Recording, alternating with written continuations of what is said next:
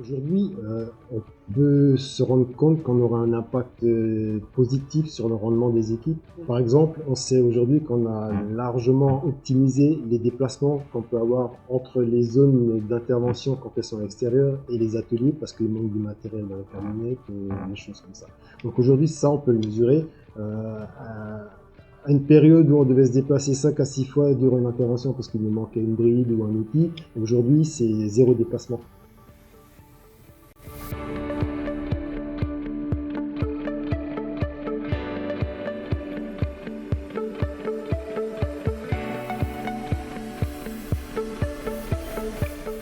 Et c'est vrai que c'est une bonne chose parce que finalement, visuellement, on voit beaucoup plus rapidement les outils, les pièces. On sait dans quelle armoire il faut chercher. On n'a pas besoin de se poser la question est-ce qu'on a, est-ce qu'on n'a pas. On fait des contrôles, donc on sait exactement ce dont on est capable de faire par rapport aux outils et aux pièces qu'on stocke. Donc c'est une très grande importance par rapport à ça pour être plus rapide dans le travail.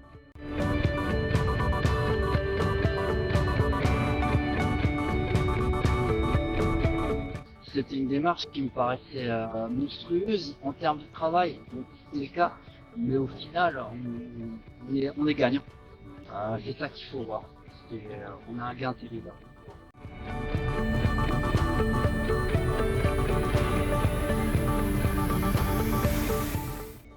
Donc par outillage, pour que ce soit plus rapide, on a mis des photos avec le nom de chaque matériel.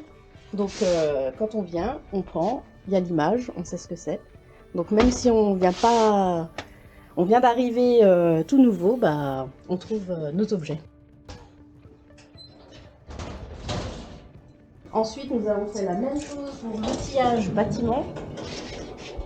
Donc image, photo à l'appui avec le nom, les photos triées pour un accès plus rapide.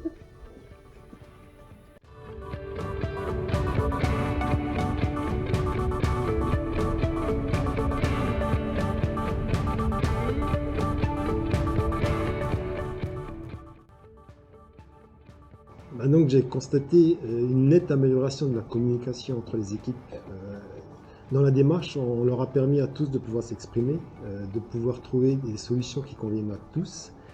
Et c'était un réel plus parce qu'ils se sont appropriés la démarche.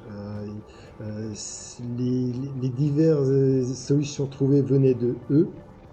C'est eux qui les ont apportées. Nous, on leur a juste permis de les mettre en œuvre. Ensuite, il y a eu un effet aussi visuel sur l'état de l'atelier, l'état d'arrangement de l'atelier.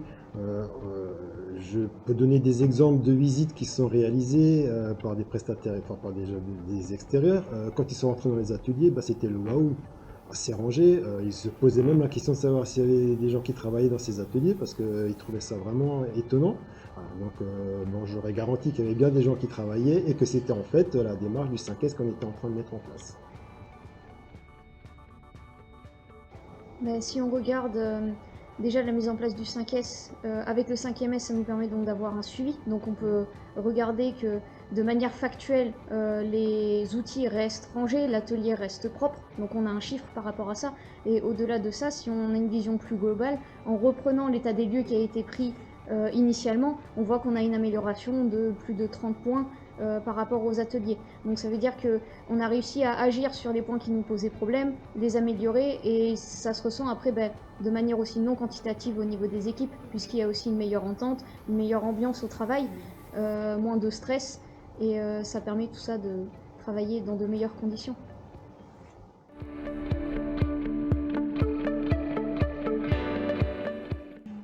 Je dirais de l'accompagnement, de la transparence.